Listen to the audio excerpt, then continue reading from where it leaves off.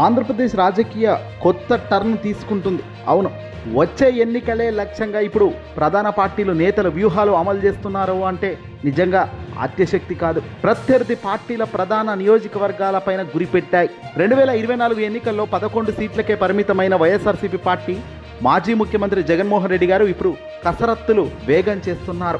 కూటమికి బలమున్న నియోజకవర్గాలపైన ప్రత్యేక ఫోకస్ పెట్టిన జగన్ అందులో భాగంగా డిప్యూటీ సీఎం పవన్ కళ్యాణ్ గెలిచిన పిఠాపురంలో కొత్త లెక్కలతో ముందుకు వెళ్తున్నారట.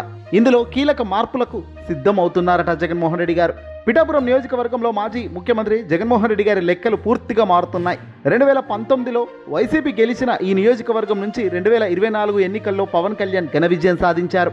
ఈ నియోజకవర్గం నుంచి మాజీ ఎంపీ వంగా గీతాను జగన్ బరిలోకి దించిన సంగతి మనకు తెలిసిందే ఎన్నికల సమయంలో. అయితే ఎన్నికల ప్రచారం చివరి రోజున అక్కడే సభ కూడా ఏర్పాటు చేసి ముగింపుగా జగన్మోహన్ రెడ్డి గారు క్లోజ్ చేసింది కూడా ఇక్కడే. గీతాను గెలిపిస్తే డిప్యూటీ సీఎం చేస్తానని హామీ కూడా జగన్ ఇవ్వడం జరిగింది. అయినా ఆ ఎన్నికల్లో పవన్ కళ్యాణ్ ఘన విజయం సాధించారు. తెలుగుదేశం పార్టీ ఇన్ఛార్జిగా ఉన్న వర్మ సైతం పవన్ కళ్యాణ్ కు మద్దతుగా నిలిచారు. అయితే ఇప్పుడు అక్కడ లెక్కలు పూర్తిగా మారుతున్నాయి. పవన్ కళ్యాణ్ తో ఈక్వల్ గా ఉంటున్న వర్మకు జనసేన నియోజకవర్గ నేతలతో చాలా పెద్ద గ్యాపే వచ్చింది. వర్మకు హామీ ఇచ్చిన ఎమ్మెల్సీ ఇప్పటి వరకు దిక్కే లేదు. వర్మ వేచి చూసే ధోరణితో ఉన్నారు. అయితే ఇక తాజాగా తూర్పుగోదావరి జిల్లాకు చెందిన ముఖ్య నేతలతో ఇటీవల మాజీ ముఖ్యమంత్రి జగన్మోహన్ రెడ్డి గారు భేటీ అయ్యారు. ఈ భేటీలో ప్రత్యేకంగా పిఠాపురంలో పరిస్థితులపై జగన్మోహన్ రెడ్డి గారు ఆరా తీశారు. వంగా గీతకు అక్కడ అంశంపైన చర్చ జరిగింది. వంగా గీత ప్రస్తుతం ఇన్ఛార్జిగా అక్కడ కొనసాగుతున్నారు.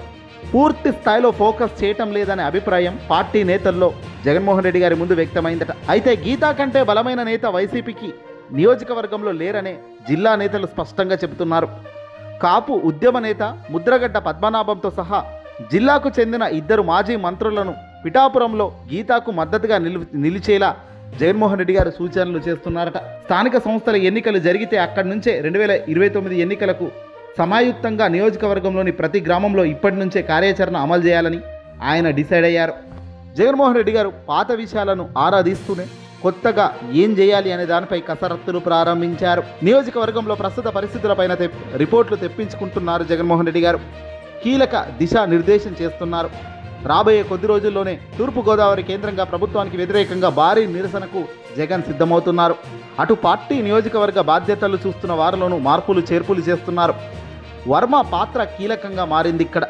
తాజా పరిణామాలతో పిఠాపురం కేంద్రంగా రాజకీయం ఇప్పుడు ఆసక్తికరంగా మారింది. కాస్త బ్యాలెన్స్గా చూడాల్సిన అవసరం ఉందని కూడా జగన్మోహన్ రెడ్డి గారు చెప్పినట్టు తెలుస్తుంది.